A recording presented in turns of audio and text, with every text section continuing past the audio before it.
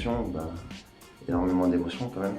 Donc même si j'arrête pas complètement, il y a une page qui se tourne, c'est la page du joueur en N2 et bon, c'était prévu à l'avance, donc c'est pas comme si c'était du jour au lendemain, donc ça faisait déjà 2-3 mois que j'avais envisagé ça. Et non, beaucoup d'émotions, le fait de retrouver Nantes sur le terrain à la dernière journée, retrouver les collègues, ça conclut une bonne saison, donc non, de dire que vraiment c'est terminé, voilà, c'est pas mal d'émotions quand même. Les meilleurs souvenirs, bon, mis à part les résultats ou on va dire les grosses épopées en Coupe de France, les plus beaux souvenirs restent aussi les personnes avec qui j'ai côtoyé, on va dire les premiers entraîneurs, que ce soit de Bruno Steck, Zivko, Régis, Pavlé, ou maintenant le coach Louba et tous les joueurs que j'ai pu côtoyer aussi, parce que j'en ai côtoyé beaucoup. Donc ça crée d'énormes liens, parce que le monde du football crée un lien exceptionnel entre nous. Et sinon, les meilleurs souvenirs restent pour la montée de CFA2, c'était CFA2 avant, en CFA avec Zivko. Et le 8e de finale quand on bat Lille en Coupe de France et qu'on joue Marseille derrière. Mais on est battu Clermont aussi, c'était vraiment une grosse saison et c'était qu'on était en pleine forme tout ça.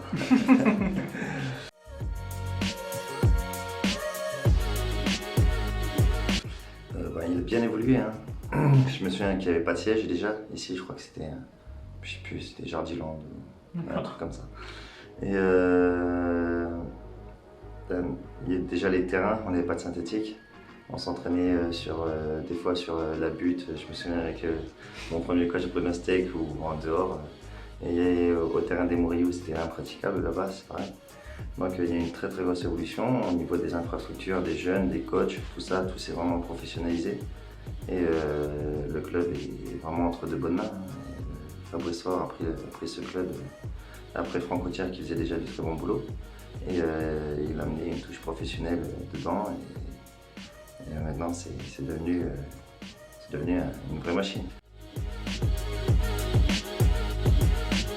Ça a apporté vraiment, comme je dis, moi je suis un mec sérieux et en plus, comme on est ici un club familial, donc pour moi c'était le top parce que c'est vraiment ce qui me correspond. C'est pour ça que je suis resté ces 15 années ici.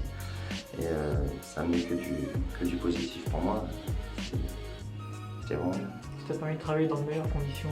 Ouais, meilleures conditions. Ouais. Et en travaillant dans de meilleures conditions, les 4 moments, le week-end, les meilleurs résultats. Ouais, je pense que le plus grand défi, c'était surtout de tout le temps garder pour moi. J'ai eu de la chance avec les blessures, donc j'ai pas eu un gros défi pour, on va dire, de revenir des croisés ou quoi. Je crois que ma plus mauvaise saison, sûrement les 2 dernières années, c'était 27 matchs titulaires. Donc mon plus gros défi, c'était à chaque fois d'être bon les week-ends et de garder ma place, vu que j'avais réussi à faire mon petit trou. Donc le plus dur, c'est pas de jouer, c'est de confirmer. Donc de confirmer pendant d'année chaque année, avec le renouvellement des coachs, de tout le temps garder cette confiance. Donc c'était ça le plus gros défi, de toujours être là au top.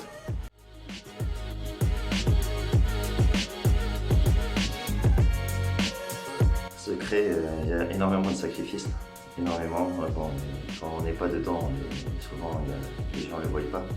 Mais non, beaucoup de sacrifices et surtout ces 5 dernières années où j'ai commencé le travail. Donc moi en plus je suis une personne qui a tendance souvent à prendre du poids alors que je suis tout le temps au top au niveau du poids. Donc, et j'aime énormément la bouffe, donc on fait attention à tout ça.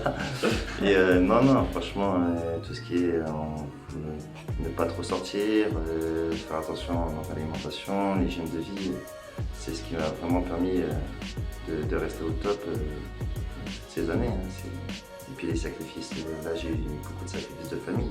Quand j'ai commencé à travailler, je me réveillais à 7h, la petite n'était pas encore réveillée souvent. Je partais au boulot, après à 16h30 j'avais déjà mon sac, j'allais sur le terrain. Je finissais, il était 20h30, je rentrais à 20h30, j'avais pas vu ma femme. Et ma fille était en train de dormir. Donc c'était pour continuer, tout ça on ne le voit pas, mais on est considéré comme des professionnels, mais quand on commence à bosser ou quoi, on met la vie de famille de côté. Ça va te permettre de rattraper un peu ce temps perdu. Voilà, on m'a permis le fait d'avoir cette pubalgie aussi ces 4 derniers mois là m'a permis aussi de me rapprocher de ma famille, de voir mes petits le samedi. Parce que moi mon petit, je le voyais 2 fois par an jouer au foot et non, ça m'a permis d'avoir ce lien très familial et c'était aussi on va dire, un peu compliqué pour moi de reprendre avec en sachant tout ça.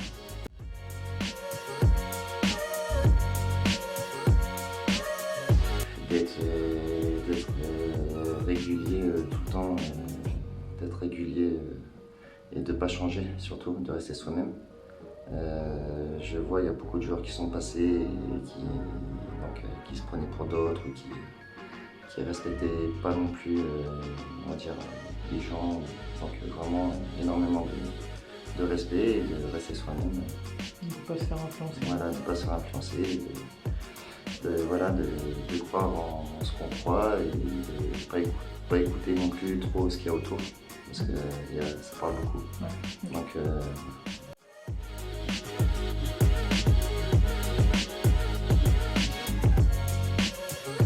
les supporters sont presque les mêmes de quand je suis venu à aujourd'hui. Je les appelle les anciens, on va dire. Et surtout les bénévoles aussi. Donc les bénévoles ont toujours été là dès le début aussi.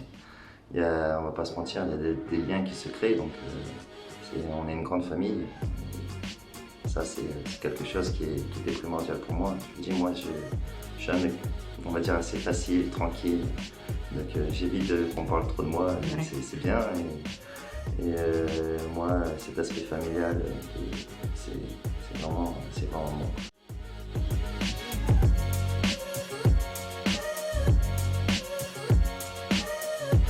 De travailler parce que même moi, à mon âge, on continue à progresser. Donc même si des fois on dit on fait encore la même chose, mais tout le temps ça, on progresse. Donc surtout d'écouter les anciens, les conseils et de ne pas trop écouter son corps parce que c'est beaucoup de sacrifices, c'est dur et souvent les jeunes ils ont tendance quand c'est un peu trop dur à lever le pied alors que non. Ici ils ont tout pour réussir, la formation est bien, le président compte sur sa formation, il met tout en place. Donc vraiment c'est de travailler, faire attention à son hygiène de vie et puis de regarder ce qui se fait plus haut et de prendre des conseils.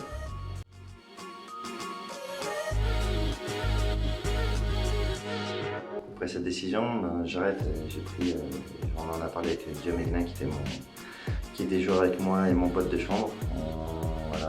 On est toujours ensemble.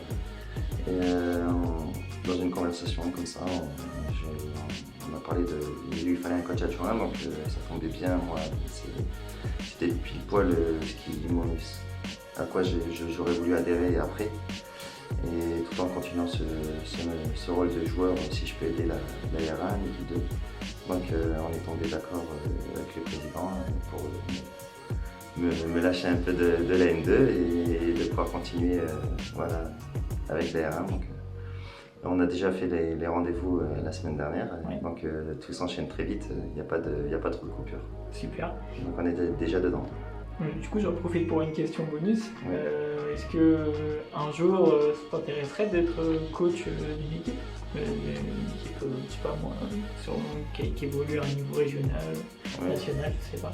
Oui, j'ai déjà mes 2 premiers diplômes. Après, quand on a vraiment la tête focus à la N2, c'est compliqué de faire les deux. Donc, on m'avait souvent proposé, mais il faut partir souvent 4 semaines, tout ça. Donc, on va dire que si on commence à rentrer dedans, on met un peu le foot de côté. Et comme on voit, ça ne dure pas longtemps.